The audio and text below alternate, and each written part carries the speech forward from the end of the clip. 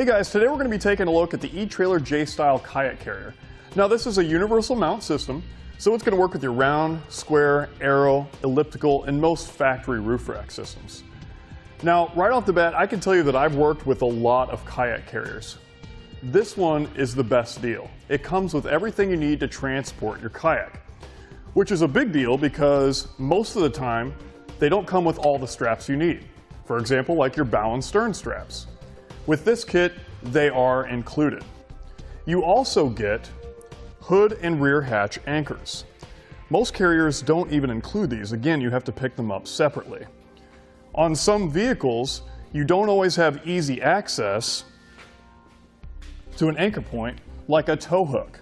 You may even have to get on the ground, get underneath the vehicle to find one. These save you the hassle. They simply set in place underneath your hood or rear hatch, you close it, and then they're anchored. The carrier itself is comparable to most other J-Style carriers. With that being said, let's take a look at our roof. If we choose to go with that J-Style carrier, we've got room for a second set for an additional kayak, or we've got room for other accessories like our bike rack here. Versus if we were to go with that saddle style carrier, we would only have room for one kayak. Now I'm going to go ahead and take the kayak off, that way we can get a closer look at the carrier. Plus this may help you on how to take it off or how long it may take to take it off.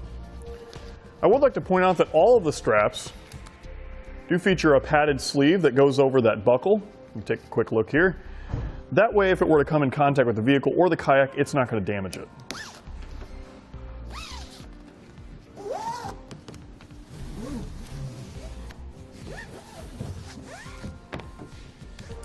Now when you get to this part, if you need an extra set of hands, you can find somebody to help you. Otherwise, if you think you can muscle it up, go ahead and go for it.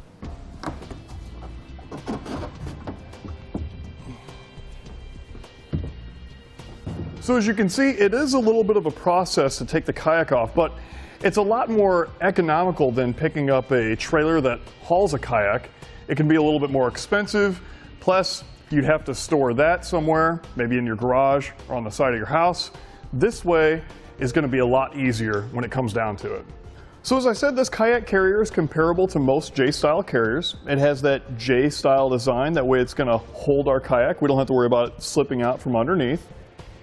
Now they're all either made out of an aluminum or steel construction. This one's made out of aluminum, so we don't have to worry about the elements causing any harm to it, like rust or corrosion. And they're all padded in some way to grip and keep our kayak safe. Along the hull support, we've got some adjustable padding, so it'll better accommodate that kayak. Now as far as the padding itself, I want to say it's a little bit more resilient than most padding on other carriers. We don't have to worry about it tearing right away. It seems like it'll hold up for a while, though I wouldn't trust it to hold out as long as maybe a rubber-coated kayak carrier. So just keep that in mind. Now about that hull support here, I want to say that this one's a little bit wider than some that I've seen. It's actually about 8 inches on center. I'm not sure if this is going to add to the support of the kayak. Some are a little bit more narrow, but in my opinion, I would think wider is better. So we've got that. Now, what I really like about this carrier is that it is adjustable to fit a wide variety of kayaks. We can pull the levers here, and it opens up those hubs, and we can adjust it further out. I know that there's different size kayaks out there that may have a different hull size, so rather than having to worry about picking up a different kayak carrier, this one will accommodate those. Now, when not in use, it folds flat. That way, we don't have to worry about the elements smacking it along the road, and we most definitely don't have to worry about pulling in our garage or maybe a parking garage. So when in this position, it only sticks up about 4 5/8 of an inch from the top of our crossbar. When it comes to installing the carrier, it's pretty simple. I'm going to raise this up just so we can get a better view.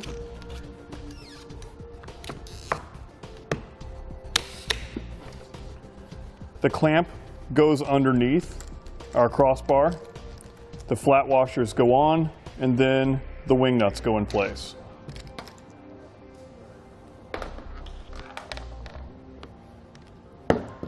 So here you can see the bottom portion of the clamp. Turn this on its side so you can see it. Now both portions of the clamp are rubber coated for grip and so that they don't harm or scratch our crossbar should we want to take it off someday. Now I did mention that it will work with a wide variety of roof rack systems. However, if you're using a round or a square bar, it may have a tendency to want to either roll forward or backward. When the kayak's in place, there's less of a chance of this happening. If this concerns you, then you can pick up a carrier that specifically attaches to a round or square bar. And what I'm going to do now is go ahead and just reattach this. So of course, when you're installing these, you want to be sure that they're in line with one another.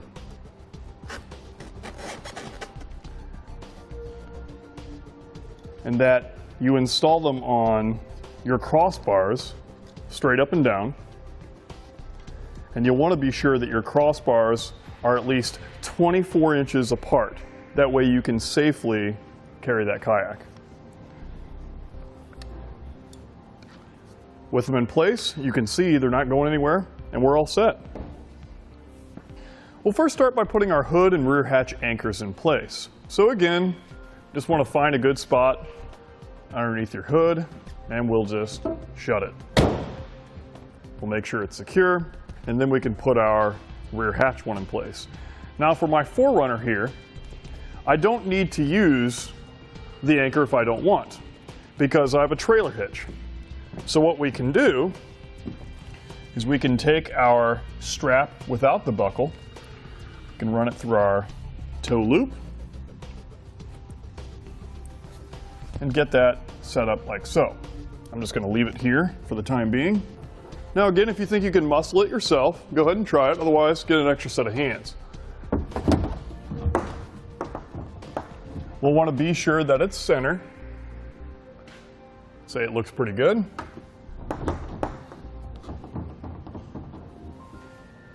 And then we can run our straps on the back side.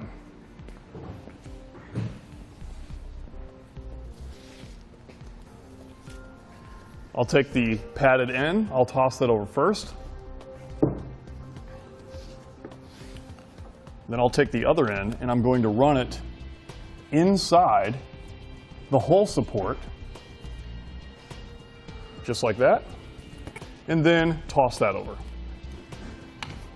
And I'll do the same for the other one. We'll come around to the front, climb back up, and then I'm going to make sure the shorter end is the one with the pad, and we can rest that on our kayak because as we said, it's not going to cause any harm to it.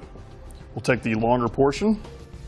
I'm going to go down through my carrier, underneath my crossbar, and then back up.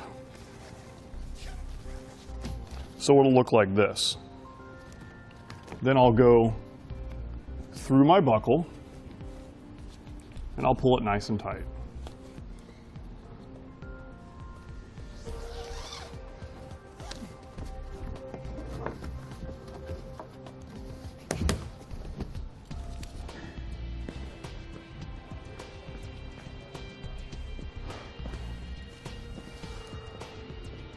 Take my strap without any buckles here, go through,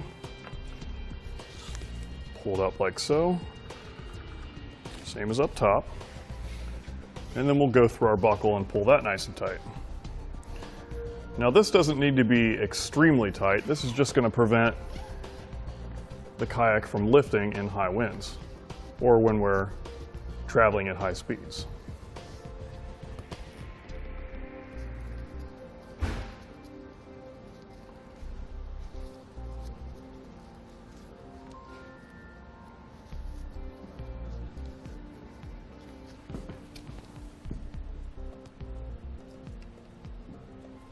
Now if you'd like, on the ground before you put your kayak up top, you can have these done already, whatever's easiest.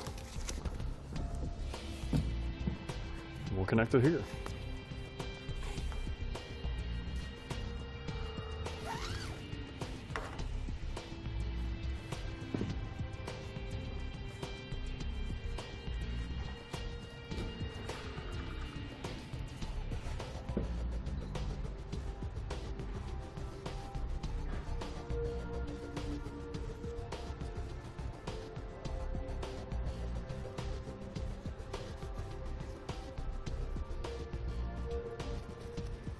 Now that we have everything secured, we can head out and see how it performs at our test course.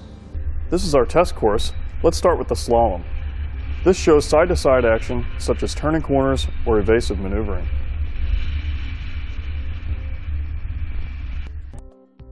Then on to some solid speed bumps. This shows an up and down action, such as pulling in and out of a driveway or out of a parking lot.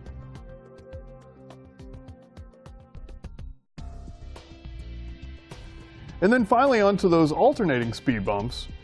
This is going to show a twisting action, such as going over potholes or uneven pavement.